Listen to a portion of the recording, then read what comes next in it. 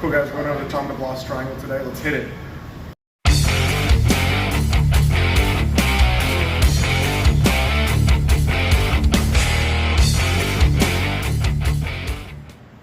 Alright guys, we're going to go over the Tom DeBlas triangle in a little bit deeper detail, and then we're going to hit it for like a minute sparring going forward.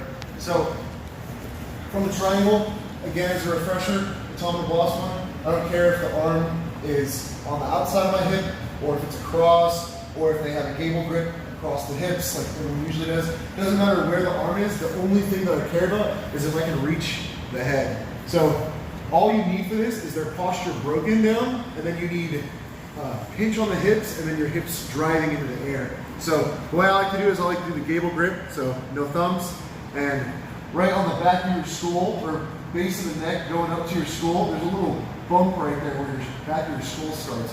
When I make my gable grip, that's right where I place it, like right that knuckle on my thumb. I place that right under there, and that's how I keep the posture down. And then once I do that, I just pinch my elbows down, and people cannot posture from here. They have to find some way to escape using their arms. So I always start with my gable grip, and I have posture. Now the next thing I do is, because this is so tight and they can't get up, it's okay for me to unlace my legs and put this foot on the hip. Because what I want to do is, I don't want my choking leg way off here, I want my choking leg as close as I can get it to the neck. And then from here, I don't want to try to lace up a triangle like you would usually do over the foot.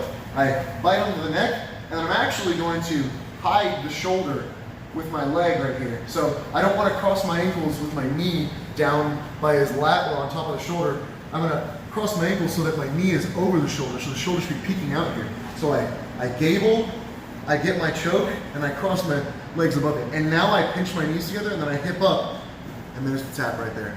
So having the posture and hiding the shoulder are the two most important parts. And then to finish the actual choke, you pinch your knees together, and then you try to make your knees, hips, and shoulders in a straight line like you do in a little hip bridge or a hip thrust.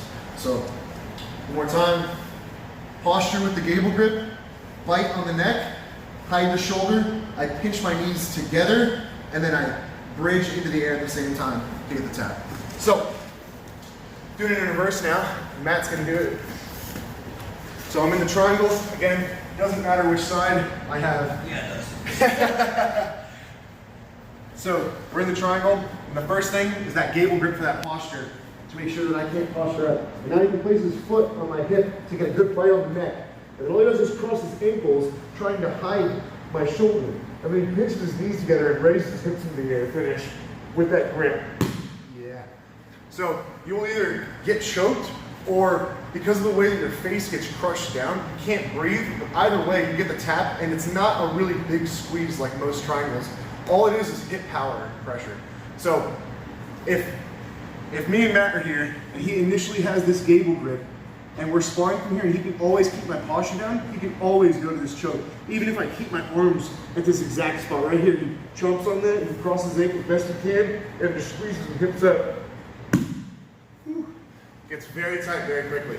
So, for a second, if we're sparring here, and he tries to get out while I have this grip, as long as this stays behind his neck, I'm gonna finish the choke, no matter where his arm goes. So go ahead and try to get out from here. So we're here, he wrapped around. So all I'm doing is keeping the gable grip and climbing my legs. And then I just, see, Super tight. very tight. So, and it's because they can't move their neck and head out of the way when they wrap the leg or when they bring the arm across.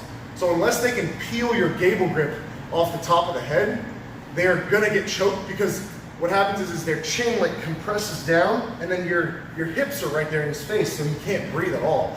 So whether they wrap, whether it comes across, whether they have the gable, right? So now in the reverse, if he tries to do it to me, doesn't matter which defense I go to, as long as he has this connected. All right, go ahead, go. And he can crush those ankles. There's so much pressure. It's incredible. So, Tom DeBlas triangle.